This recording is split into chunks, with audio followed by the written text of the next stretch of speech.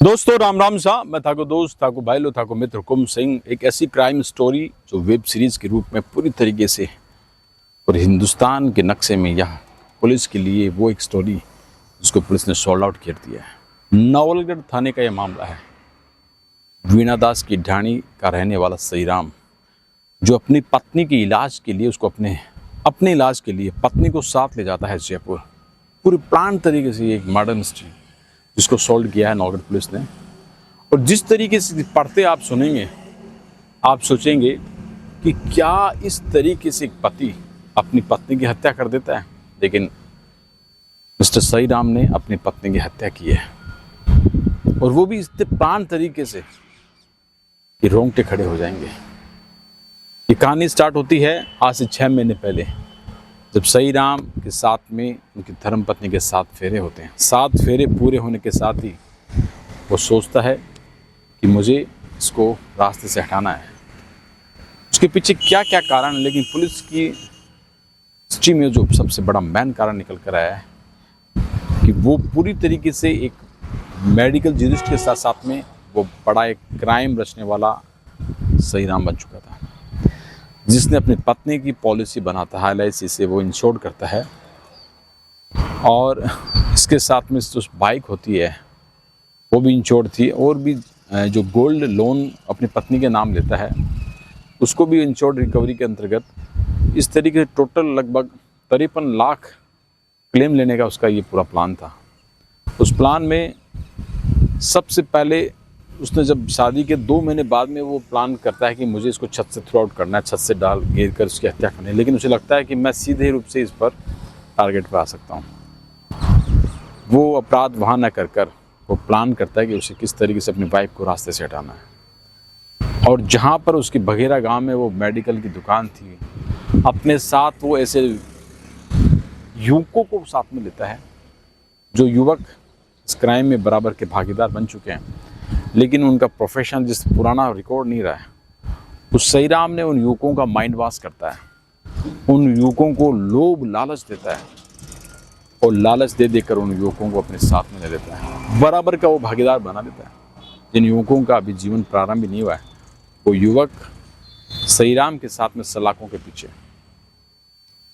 11 तारीख की घटना, जब 11 तारीख को सईराम अपनी पत्नी की हत्या करने के लिए उसको साथ ले जाता है, अपने इलाज के नाम से जयपुर में हॉस्पिटल में दिखाता है, लेकिन इस तरीके से होता है कि वो आते समय जल्दी आ जाता है और उसे लगता है कि आज वारदात नहीं हो पाएगी।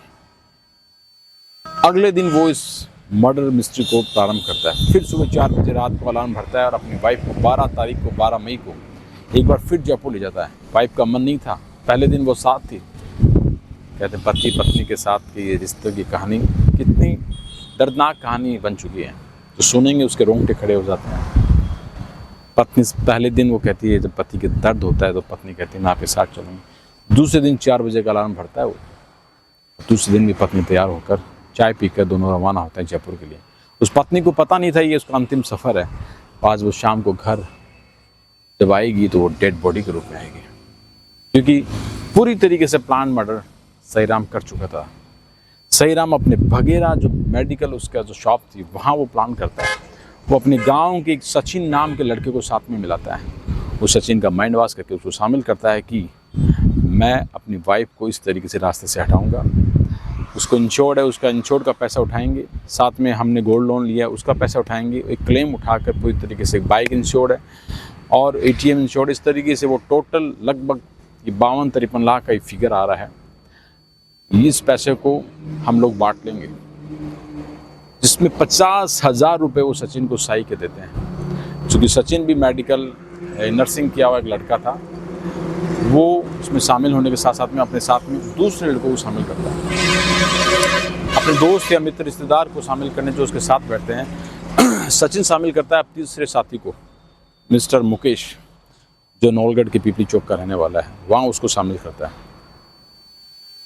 1 से 3 इस समय वारदात में शामिल हो चुके हैं। और चौथा सचिन शामिल करता है अपने गांव के प्रदीप को। तो यहाँ से 4 स्टार्ट हो चुके हैं और 5वां है एक बंजारा है मध्य प्रदेश का। ये 5 लोग हैं इस पूरे मर्डर मिस्ट्री में शामिल। अब बात करते हैं वापस जिस तरीके से शामिल करते हैं, लेकिन साथ साथ में जिस तरीके की वारदात वो करते रहते हैं, सबूत तो सबूत दर सबूत वो छोड़ते जाते हैं। जब सहीराम है वो इस वारदात को करने से पहले सचिन उनसे यानी साथी उनसे एक वीडियो बनाते हैं, जो वीडियो समय सोशल मीडिया वायरल हो रहा है, जिसमें वो सहीराम कह रहा है कि कोई भी घटनाक्रम है उसमें इनका कोई लेना देना नहीं है। उस मोबाइल का जो वीडियो उसको सर्कुलेट भी इस समय सर्कुलेट हो जाता है, अपने एक से एक दूसरे साथी को सर्कुलेट किया जाता है। लेकिन अब हम वारदात की बात करें कि जब वो रात के समय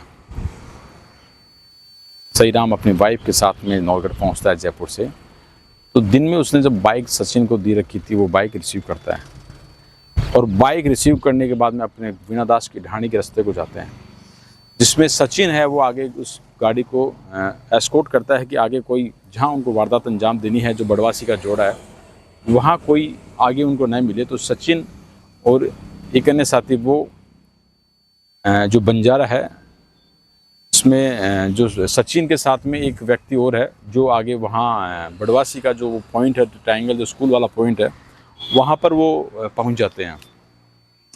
इसके बाद में सहीराम है वो अपनी वाइफ के साथ आते हैं। वो उसको पूरी प्लान तरीके से मैं इस तरीके से आऊँगा और अपनी वाइफ को नीचे हम लोग मैं स्लिप होने का सा नाटक करूँगा, गिर दूँगा, और आप उनके पीछे हेड में आपको उसमें पत्थरों से मारना है। वो 2 पत्थर भी नया बाज़ार से उन्होंने उस गाड़ी में डाले हैं। तो यहाँ पर क्या है कि जैसे वो जब वहाँ पर सर्कुलर वहाँ गिरता है सहीराम, और सहीराम गिरता है, उसके बाद में पीछे जो गाड़ी है इसमें ध्यान सचिन के साथ में जो उसका मुकेश जो उनका रिश्तेदार भी है, और इसमें जो बंजारा है वो है, और एक प्रदीप है। तो सचिन है वो एस्कॉर्ट करता है कि आगे कोई गाड़ी आए तो मैं आपको पहले क्लू दे दूं।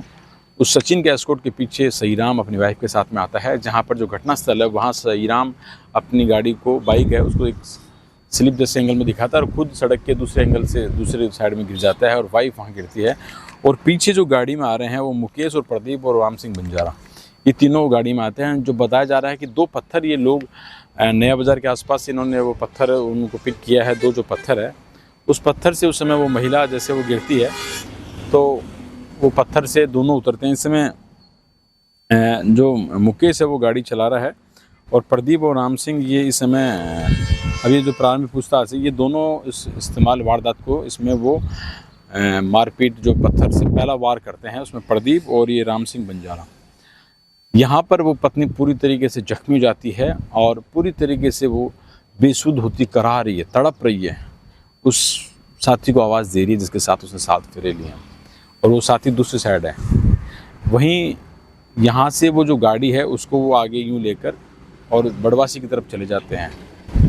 वहाँ पर जो सहीराम है वापस उनको कॉल करता है कि इसकी जान नहीं गई है। तो सचिन को कॉल करता है, जान नहीं गई है, आप वापस आओ और गाड़ी ऊपर से निकालो। लेकिन जब तक वो वापस आते हैं तब तक शायद वो एक्सपायर हो जाती है, और वहाँ पर उनको गाड़ी ऊपर उनको ले जाने की आवश्यकता नहीं पड़ती है। लेकिन जिस तरीके से इन्होंने वारदात की उसके बाद में वो गाड़ी चेंज भी करते हैं, और पूरी तरीके से प्लान तरीके से हमें कहाँ गाड़ी खड़ी करनी है और हमें किस तरीके से बचना है। यहाँ पर पूरी तरीके से सुबह जब वो देखिए सहीराम सुबह वो कहता है मेरी पत्नी का एक हल्का सा भी पोस्टमार्टम नहीं करना है, मैं देख नहीं सकता, जैसी है वो मुझे दे दीजिए, मैं मेरी पत्नी को बहुत प्यार करता हूँ। वो प्यार जिसने अपनी पत्नी का पूरा मास्टरमाइंड वारदात में 50,000 रुपये केस देता है, ये 50,000 रुपये इसमें से 49 सचिन है वो मुकेश को दे देता है, और 1,000 रुपये वो जो एक्सपेंसिव में वो खर्चे वगैरह इनके फ़ोन पे से लेन देन वगैरह कई सी चीज़ें हैं। इसके अलावा जिस तरीके से एक चेक भी वो देता है सहीराम कि ये चेक है, एडवांस है, मैं जल्दी इसको क्लियर करा दूंगा। लगभग 5 लाख रुपए की ये सुपारी कह सकते हैं, 5 लाख रुपए की सुपारी की वारदात होती है। अभी पुलिस पूरी तरीके से मामले को खोल रही है, और बहुत ही ये कह सकते हैं कि दिल दहलाने देने वाली और एक ऐसी क्राइम स्टोरी है। कोई भी सोच नहीं सकता कि इस तरीके से एक पति अपनी पत्नी की हत्या कर देता है, जिसके पत्नी के पति 2 बच्चे अपने दोनों कंबाइन करें तो 2 बच्चे इनका इंतजार करते रह जाएंगे हमेशा। और देखिए कि इसमें परिवादी कौन है, सहीराम। उसने अपनी वाइफ का एक्सीडेंटल का वो देते हैं कि एक्सीडेंटल, लेकिन अब वो आरोपी है, वो क्रिमिनल बन चुका है। और जो अन्य आरोपी है, जो ये यूथ, ये आजकल की युवा भटक रही है, ये लक्ष्मण रोड पे उनको कैफ़े का उद्घाटन करना है 14 तारीख को, और वो कैफ़े का उद्घाटन करते हैं। उसमें वो बड़े लोगों को बुलाना चाह रहे थे। ये तो संजोग रहा, अच्छा रहा कि जिनको वो बुलाना चाह रहे थे संजोग से उनके पास में कार्ड नहीं पहुंचा और समय नहीं दे पाए। इन लोग उनको कहते कि भाई आप उस समय उद्घाटन में आए। किसको क्या पता कौन अपराधी कैसे हो सकता है। लेकिन जिस तरीके से इस पूरी वारदात में सही राम मास्टरमाइंड ग्रुप में सुपारी देता है सचिन को, सचिन वो डिस्ट्रीब्यूट करता है, मुकेश, प्रदीप, ये बंजारा को शामिल कर देते हैं।